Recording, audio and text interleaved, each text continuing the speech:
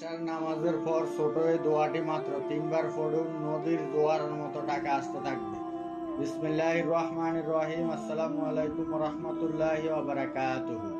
আশা করি মহান আল্লাহ রাব্বুল আলামিনের অশেষ রহমতে আপনারা সকলে ভালো আছেন। এশার নামাজের পর ছোট এই দোয়াটি তিনবার পড়ুন, নদীর জোয়ারের মতো টাকা শুধু আসতেই থাকবে। অভাব দূর হবে, রিজিকের ফয়সালা হবে।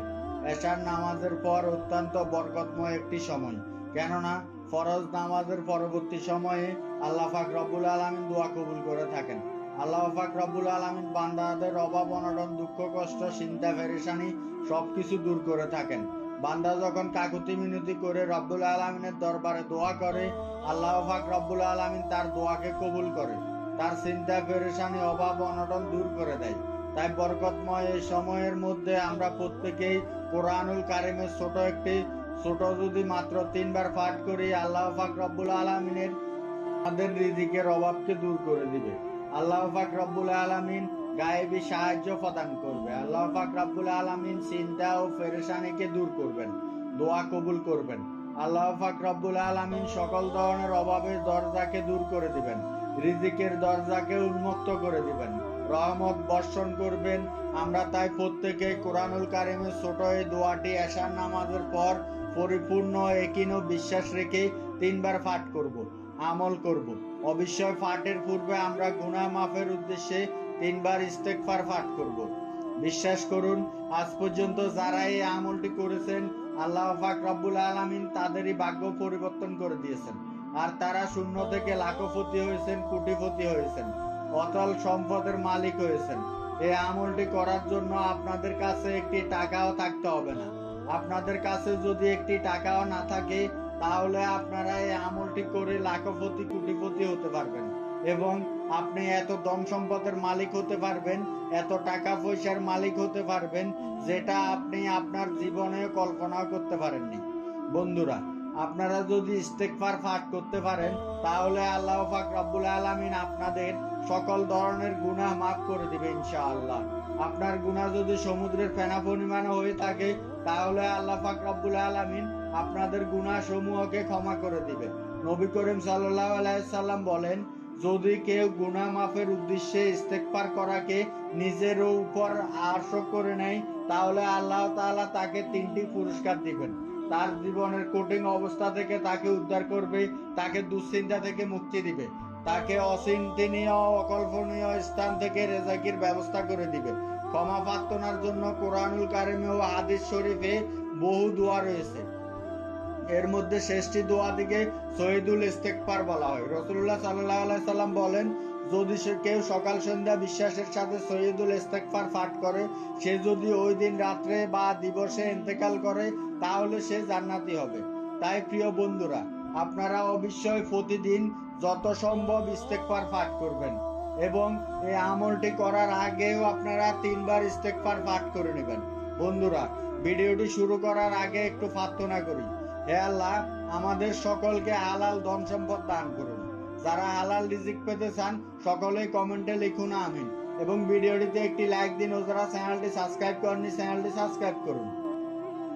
আমরা দুরুদে ইব্রাহিম তিনবার পাঠ করব। আল্লাহুম্মা সাল্লি আলা মুহাম্মাদিন ওয়া আলা আলি মুহাম্মাদ কামা সাল্লাইতা আলা ইব্রাহিম ওয়া আলা আলি ইব্রাহিম ইন্নাকা হামিদুম মাজিদ। আল্লাহুম্মা বারিক আলা মুহাম্মাদিন ওয়া আলা আলি মুহাম্মাদ কামা বারাকতা আলা ইব্রাহিম ওয়া আলা আলি ইব্রাহিম ইন্নাকা হামিদুম মাজিদ। নবী করিম সাল্লাল্লাহু আলাইহি সাল্লাম বিশেষ করে দুরূদ পাঠের গুরুত্ব বর্ণনা করেছেন। নবী করিম সাল্লাল্লাহু আলাইহি সাল্লাম বলেছেন, যে ব্যক্তি আমার প্রতি একবার দুরূদ পাঠ করবে, আল্লাহ পাক রব্বুল আলামিন তাকে 10টি নেকি দান করবে এবং তার 10টি গুনাহ মাফ করে দিবে, তার 10টি পদমর্যাদাকে বৃদ্ধি করে দিবে। আমরা তিনবার ইস্তেগফার পাঠ করব, তিনবার দুরূদে ইব্রাহিম পাঠ করব। এরপরে কোরআনে কারিমের মর্যাদাবান ফজিলতপূর্ণ ছোট একটি সূরা, সূরাতুল ইখলাস পুরো তিনবার পাঠ করব। সূরাতুল ইখলাস এটি কোরআনুল কারিমের 112 নং সূরা। কোরআনুল কারিমের মধ্যে 114টি সূরা রয়েছে। এর মধ্যে এই সূরাটি হলো 112 নং সূরা। এই সূরাটি মক্কায় অবতীর্ণ হয়েছে। এই সূরার মধ্যে একটি রুকু আছে, যাকে আয়াত রয়েছে সূরা ইখলাস পবিত্র আল কোরআনের একটি বিশিষ্টপূর্ণ সূরা। এই সূরাতে আল্লাহ পাক রব্বুল আলামিনের এমন কতিপয় গুণের কথা বলা হয়েছে যা অন্য কোনো সূরাতে নেই। যেমন তিনি এক, তিনি কারো মুখাপেক্ষী নয়, তার সমতুল্য কেউ নেই, তিনি কাউকে জন্ম দেননি এবং তিনিও কারো কাছ থেকে জন্ম নেননি। এই কারণে এই সূরাটির ফজিলত অনেক বেশি। বিসমিল্লাহ সহ কোনো ব্যক্তি যদি এই সূরা মাত্র 3 বার পাঠ করে, মাত্র 3 বার আমল করে, আল্লাহ পাক রব্বুল আলামিন তাকে পূর্ণ কোরআন শরীফ পাঠ করার সওয়াব দান করে। হযরত আনাস রাদিয়াল্লাহু তাআলা আনহু বলেন, হে আবুল কাসেম, আল্লাহ তাআলা ফেরেশতাদের মন থেকে আদমকে মাটি থেকে পৃথিবীকে পানির ফেনা থেকে সৃষ্টি করেছেন। যখন আপনার রব সম্পর্কে আমাদের জানান তিনি কোনো বস্তু থেকে সৃষ্ট, রাসূলুল্লাহ সাল্লাল্লাহু আলাইহি সাল্লাম তখন কোনো জবাব দেননি। অতঃপর ততক্ষণ ধরে হযরত জিবরাইল আলাইহিস সালাম সূরা ইখলাস নিয়ে হাজির হন। তো বন্ধুরা, আপনারা আগে 3 বার ইস্তেগফার পাঠ করবেন, তারপর 3 বার দুরূদ শরীফ পাঠ করবেন এবং তারপর 3 বার এই সূরা অর্থাৎ সূরা ইখলাস পাঠ করবেন। ব্যাস, এরপর 2 হাত তুলে মহান আল্লাহ পাক রব্বুল আলামিনের দরবারে আপনাদের আশা আকাঙ্ক্ষা যা কিছু রয়েছে তা কিছু প্রকাশ করবেন। ইনশাআল্লাহ আল্লাহ পাক রব্বুল আলামিন আপনাদেরকে ধনী বানিয়ে দেবে, আপনাদেরকে ধন সম্পদ দান করবে, আপনাদের মনের মধ্যে যত সকল নেক হাজত রয়েছে তা সকলে আল্লাহ পাক রব্বুল আলামিন পূরণ করে দিবে। বন্ধুরা, আপনারা একবার হলেও এই আমলটি করে দেখুন।